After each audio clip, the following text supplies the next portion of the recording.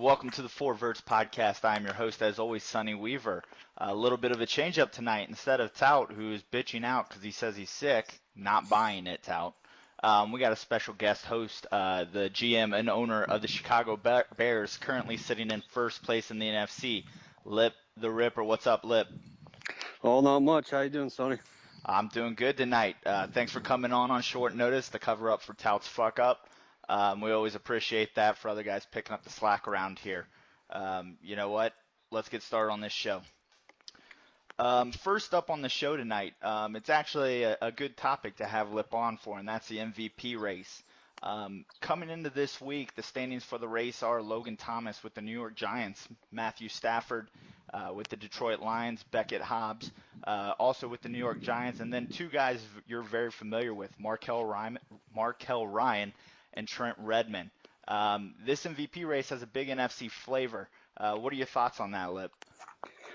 Well, the NFC is very tough to compete in because there's a lot of top-tier talent. And whenever you go into games in the NFC, you're always keeping your eye on a lot of these guys, a lot of the guys that you just mentioned. And you always have to prepare for those guys individually a little more than a lot of teams because they got a lot of talent. And it's really hard to put yourself in the mind to prepare for each one of these guys because they're so talented and so different, and you got to prepare for one pretty deeply each week. So what I find interesting here is you look at the top of this list, and then you go to the stats, right? So for instance, let's talk about Logan Thomas and Matthew Stafford. Neither of these guys are in the top 5 in yardage. I understand they both are on good teams, but you know the touchdowns really aren't there. The yardage isn't there. I'm not seeing it. You come over to Beckett Hobbs, who's in front of your guy, Markel Ryan. Markel Ryan leads the league with 1,156 yards, 11 TDs. Beckett Hobbs got 1,135, only 9 TDs. I don't understand this voting. It just doesn't make any sense to me. Well, I think the easiest way to make sense to this is in Chicago, we have a guy that everybody should be familiar with, and that's old Trent Redmond. And if you can recall, he actually took home the MVP award the past 2 seasons. So I think everybody's trying to push the voting in a way that doesn't bring another MVP to Chicago because they're kind of getting tired of it. But Trent Redmond's hungry for one, and Marco Ryan would really enjoy one because he's out there battling with guys like Asante and Hobbs and everybody. So I think that back-to-back MVP by Redmond can kind of be to blame for that. You know, so right now we've got somebody almost making a claim that there's a conspiracy to keep the MVP trophy out of Chicago. Well, I mean, it's possible because, nobody ever gave Trent Redmond any credit. And even after 2 MVPs, people still aren't really that high on him. But I think that if you look deeper, you can see that there's some people trying to keep him down, trying to push him down, let somebody else get that MVP, just so that they can continue to say, Trent Redmond doesn't have what it takes. But we here in Chicago definitely know he's got what it takes, and we're very proud of him. Well, we'll have to get our Verts investigators on that and dig a little deeper, see if we can turn something up for an outside the line special. Kind of moving on. Some people will remember that here on the Verts, we had a graphic early on in the season talking about the playoff drought for a couple of our long-term owners. Jacksonville Jaguars with Tout, Jackie Moon with the Panthers, and then Tom Monteith with the Vikings. Looking at the standings as we speak, it looks like that drought may continue. I know the Vikings, they've got an outside shot. It's going to be a tough wild card race for them, but it looks like Jacksonville's having a meltdown. Some people would call it predictable based on their history. And it looks like the Panthers are letting that NFC South that was quite tight only a couple weeks ago, they're letting their opportunity slip away. So, the playoff drought looks to like it's going to continue for some of these guys. But, who do you think actually has a shot still? Who still can get in? Well, I really do think that even though I hate to admit it, I really do think Tom still has a very good shot at making it because he's used to playing in the NFC North, and even though it's really close, I know that I have 2 games against him left. I'm not sure what the rest of it looks like, but I do know for a fact that Tom is not an easy person to play. They're always well prepared and have a really good team. So I think that if there's some collapsing going on in the rest of the division and with some help, I definitely still think Tom could sneak in there. And like I said, I don't really want to admit it, but that's definitely something that the Bears and I would not like to see because Tom's been a tough competitor for us every year. I mean, he went 15 and 1 last year, and actually took the Bears into overtime last year. So uh, they're pretty good and pretty hard for us. So they're definitely a good team, even after last year's record. But I still think that Tom's definitely the one out of those that could sneak in to a wild card and make a playoff run. You want to talk about conspiracy? There needs to be an investigation on those Vikings and that ownership. That 0-15-1 was a complete tank job last year, and I think it may have affected the integrity of the league. So if there's anything that needs to be investigated, it should be that tank job the Vikings were pulling last year. We can let that up to Tot whenever he's not feeling sick anymore. Yeah, he'll claim PD issues. Yeah. So moving along here, we'll stay in the NFC a little bit. We got good NFC flavor this afternoon with Lipp being on the show. We're going to look out to San Francisco. Not long after the 30 for 30 Rodgers passed his bag was released, Aaron Rodgers started to experience a little trouble out there in San Francisco. I don't know if he couldn't handle the publicity or what it may be, but Rodgers is riding the bench now, is what it looks like, as the rookie Neely got his first win this past week, having a good performance. I guess the question a lot of people are wondering is this the end of Aaron Rodgers' illustrious career? You never like to see guys who have had such great careers um, kind of fade away, or not really. You'd like to see them go out. I mean, not necessarily on top, but in a good fashion. But um, since that year that Cam Newton was brought into Green Bay, such a great quarterback has had such a downfall, and I don't think that I don't think it's possible that he'll ever be able to make it back to where he was before, just because of so much time being on the bench. The only way I could see that is if he was released after this season and maybe somebody took a shot on him next year who lost a quarterback or really needed a quarterback. But I really thought that whenever he went out to San Francisco that he would be a complete game changer for them. But I just think that the time on the bench behind Cam Newton just took him out of football for a period of time, to which he just aged and regressed and just didn't have what it took anymore. But like I said, it's never something you want to see. But I mean, he did have a good career and made it all the way to the Super Bowl. He feels too bad about his career in the NFL. Yeah, it's interesting you mentioned that about him possibly being cut and then getting one more shot with someone else. Word around the league, I just saw an NBL Insider today. Sources are saying that the Texans are looking to be cutting Colin Kaepernick after this season. Hearing some rumblings that a couple other big name quarterbacks like Johnny Manziel, maybe getting cut at the end of the season. I think it's going to be a deep quarterback free agency this round. You could see a lot of different guys in different places, and we hope Aaron Rodgers may get one more chance to go out on top. That's about it for around the league. We're going to go ahead and take a quick commercial break, and we'll come back with a 4 Verts playoff predictor.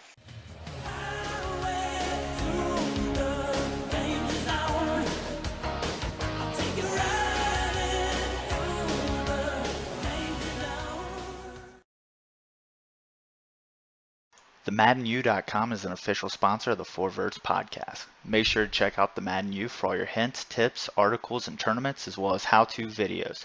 MaddenU.com, where the sim come to play.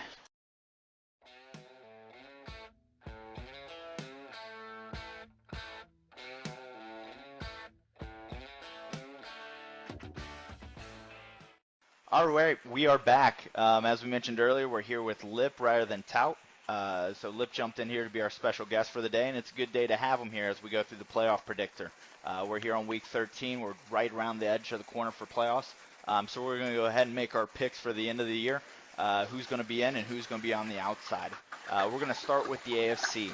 My first four picks, my division winners, they're pretty much chalk right now. I got San Diego as the number 1 seed. I've got my Cincinnati Bengals as the number 2 seed right now. Tennessee Titans is 3. And the New York Jets end up taking the AFC East and coming in and making it a three-peat for them. What are your thoughts on that, Lipp? I would really like to see AVP and the Jets take another division because those guys over there get so heated about their division titles. And it's really fun to watch, and I enjoy that a lot because they're so competitive about it and so into it that it's really fun to watch. And I would really like to see him take another one. I would also really like to see. I mean, even though I didn't say that, I think the Jaguars would be able to make the push towards the playoffs. I would really like to see the AFC South come down to the last couple weeks between the Jaguars and Titans, just because that's another one that's really competitive between ownership that I like to watch, and it's fun and it's really good for the league. So I definitely would love to keep an eye on that and hope it gets real heated as we finish up this season. Well, that's interesting you mentioned the Jaguars because, the two positions I still got named here are the wild cards. The first one's pretty obvious. The Kansas City Chiefs are going to come away with the wild card, if not the division. That fifth seed's going to whoever the odd man out in the AFC West is. But, that sixth wild card's been up for grabs for the last couple of weeks. Jaguars were battling for it along with a couple other teams. But, the Jaguars just had an epic meltdown once again. And, this wild card race, it looks like it's going to be the Pittsburgh Steelers. The Denver Broncos got an outside shot, but with their loss this week to the Patriots, it's not looking good. So my picks for the playoffs are San Diego. I do believe that you have that right there, especially with most likely the fifth spot being locked up with that really tough AFC West out there with the Chargers and the Chiefs. All right. So what we're going to do is we're going to throw it over to Lipp. Lipp, he's got a little experience out there in the NFC. Let's see what he has to say for his picks for the NFC. Well, in the NFC, I definitely think that the 1 seed will go to the New York Giants. I think that because I think they're really tough. I don't think that they're going to have the collapse that they're expecting. I actually feel that the winner of the NFC North, I definitely still think it'll be the Lions. I know I'm sitting at the top right there, but I think that there's going to be a collapse coming down with a couple tough games left. Still got to play the Lions and the Vikings twice, so it'll be tough to win that. So I think that one goes to the Lions. I think the Saints are going to make a run here and come out of the NFC South, and that division's got a couple of teams that are just too far out right now. Maybe the Panthers can make a run, but I still think it's going to be the Saints. And finally, I think that Saluki and the 49ers are going to take a good hard look at this new quarterback system going on out there, and they're going to change up their gameplay to fit his style and his youth, and really take that the end of the season here and go on a good run.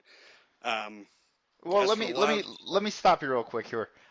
So to recap, you're going Giants, Detroit Lions, and then some combination of 49ers and Saints. What is with the fake humble routine here? So you're currently sitting in the first seed at 11-1. You're basically pulling yourself out of a top 4 spot and saying you're going to be a wild card? That is absolutely right.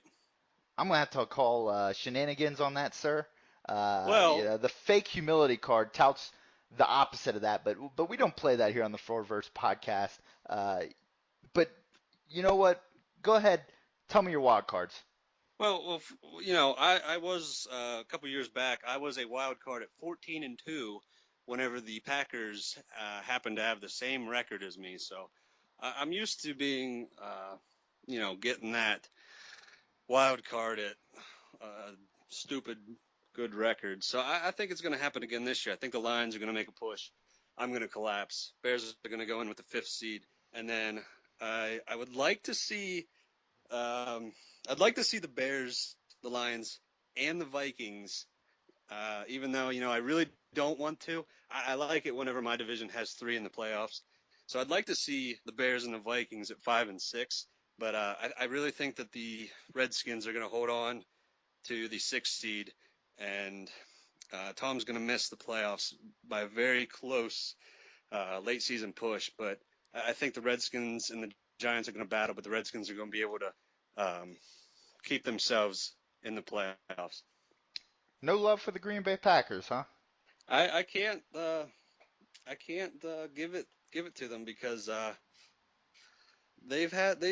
was on I don't know, the P Money podcast a long time ago, and he asked me who my biggest rival was, and back then I said it was the Packers, and it's still the Packers. So I definitely would like to see them out. We just had a game where it was 10-6, and it was a struggle, and it was a tough game, and that is just one team I do not want to have to play in the playoffs here. So yeah, there's no love for the Packers. Ouch. Well, that division is tough. The division rivalry apparently is tough as well. We got the NFC North on today. We've got the Minnesota Vikings and owner Tom Monty, along with Lipp, who is just helping us out with the show today. For you guys that do not know how this works, I'm going to ask each of them a question. They'll both have a chance to respond on each question. I'll award a point, and if for any reason there's a tie at the end, we do have a special bonus tiebreaker this week that I think would be quite interesting to get to, but we'll see if we make it there or not. You guys ready to give it a go? Absolutely. Yep. All right. So, first question. We'll go ahead and we'll give this one to Tom to start off as the guest for the day. Most embarrassing. Lipp unable to get to the Super Bowl after being in the playoffs and being the number 1 seed or a very high seed each time, or your very own 0-15-1 season. Go. Oh, that is Lipp without a doubt. That's not even a question. I had said going into this season that we were playing for Gresham, but Lipp is playing for the Super Bowl every single year and every single game. That is his end goal, and he just continuously fails at it relentlessly. So no doubt, Lipp. Lipp, your response? Well, I've actually never had a top seed. I've always been a wild card, so That there's doesn't that. mean shit. Bomber just won the Super Bowl as a wild card But seed. he actually wasn't a wild card. He was Madden put him in as a division winner, and I was a wild card once again, even though I won the division. But all that aside, whenever you can't win a single game, you're pretty pathetic. So Wait, I don't think there's any question there. Lipp, can I just get some clarification? So you should have been a high seed last year, but you got screwed over. Me and Ballmer actually tied But whatever the record was. right, but you should. But what you're saying is you still failed. While you may have been the wild card, you still screwed it up. All right, we're gonna go ahead and give the point to Tom on this one. Point Tom. All right. Next question, Lipp. You can start us off on this one. Toughest opponent in the division. Oh, that's definitely Ballmer. He's a lot smarter than everybody else in the division, other than Justin. Everyone else in the division's pretty smart. Me, Ballmer, Justin, but yeah, Ballmer's really smart. Outside of just playing a video game, there's a lot more thought that goes into his game than anyone, especially the Vikings idiots. So there is that. Tom, your reply. Most the hardest opponent, right? The toughest opponent, yes. Toughest opponent. See, Myself. you can't even remember the question. It was obviously myself. I even when I'm going 0-15-1, I'm taking Lipp's supposedly Super Bowl contender team into overtime, and I have obviously the highest powered offense in the entire league. We're ranked number 1 every single year, and we got a top 10 defense this year. So I don't know how you can go with anyone else other than the Vikings. Let me just get some clarification once again here. Did you just call the toughest opponent yourself? Absolutely did. So you're saying the hardest person for you to play is yourself. Absolutely, because when I have someone on my team like Gresham, I got to fight the battle to not throw it to him every single play, and it's a battle. All right, so That that's is tout a logic stretch. right there, and that Yep. is a complete fail. So Lipp, you win that one because that didn't make any sense whatsoever. We're gonna go ahead and let Tom answer this last one. Toughest division to play against?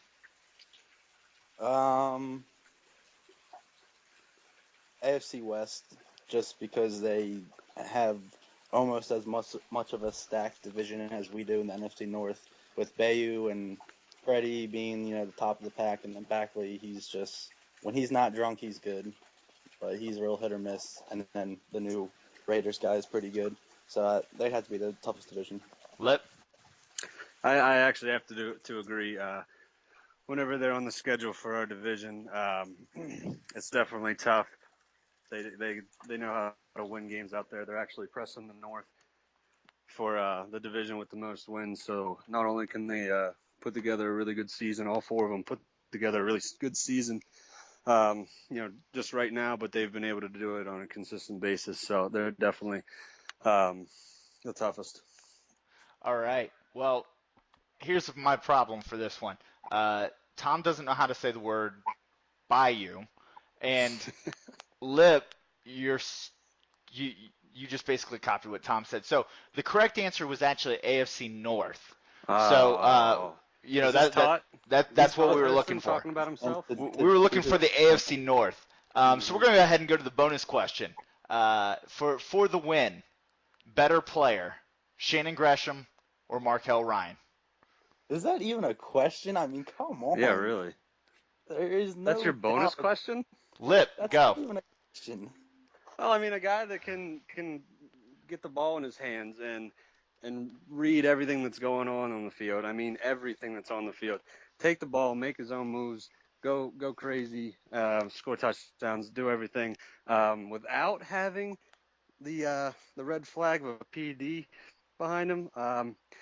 I definitely think that Ryan takes that easy, no question. Tom? All right, before I give my response, I have one question I would like to ask Lipp. 2 seasons ago, Lipp, can you tell me how many yards Gresham had against you in both his games? 207 in both games. In both on games. PEDs. On PEDs. No, he was not on PEDs.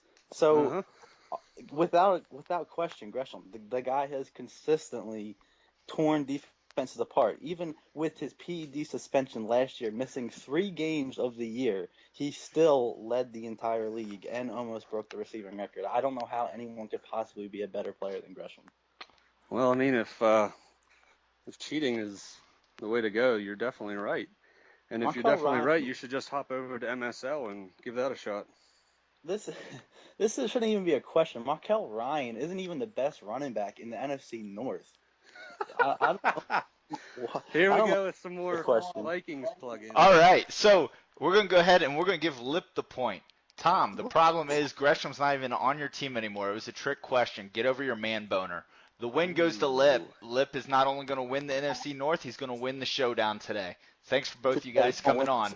Hey, before we get out of here, I'd like to thank Tom once again for giving me Trent Redmond. He passed up on that talent, and he was blind to it. Didn't know what he had, and then he let him walk to Chicago. Best thing that ever happened to us. Also, thanks, Tom. That when if the big if Lipp ever wins the Super Bowl, it will be a team of Vikings. So it's almost like I won a Super Bowl. Well, Tom, to be in the Super Bowl, you got to make the playoffs first, buddy. So, all right, we thank both you guys for coming on the show today. We look forward to hopefully seeing how this season finishes out, and we look forward to getting you guys back on here soon. All right, thanks. Thank you for having me. Thanks, guys. And now the top 10 plays of episode 8 of the Verts Podcast. Number 10, week 13, Chargers at Denver. Quarterback Graham Lockett drops back looking to make a pass, looks to the flats. Instead, he finds cornerback Austin Capers of the Denver Broncos, who's going to turn around and take this 30 yards the other way. Broncos go on to win 10-7. Week 14, Patriots Broncos. Quarterback Johnny Manziel is looking down the sideline for wide receiver Jimmy Dent. Dent goes up for the reception, snags it. New England goes on to beat the Broncos. Number 8, Week 14, Raiders at Bills. Raiders quarterback Casey Patterson drops back. Instead of finding his own guy, he finds rookie cornerback Keelan Perry. Perry takes it back the other way for the pick 6. Unfortunately, it doesn't matter. Raiders go on to win the game. Number 7, Week 14, Redskins at Giants. Quarterback Logan Thomas drops back, finds Sion Carpenter, breaks a tackle, puts on a couple nifty moves, takes it all the way to the house. Giants go on to blow out the Redskins 33-3. Number 6, Week 14, Oakland at Buffalo. Quarterback Robert Dwyer drops back looking for a miracle, throws up a prayer to who other than Jesus Bowers. He finds the ball in double coverage, takes it 80 yards for the touchdown. Number 5, Week 12, Kansas City at Oakland.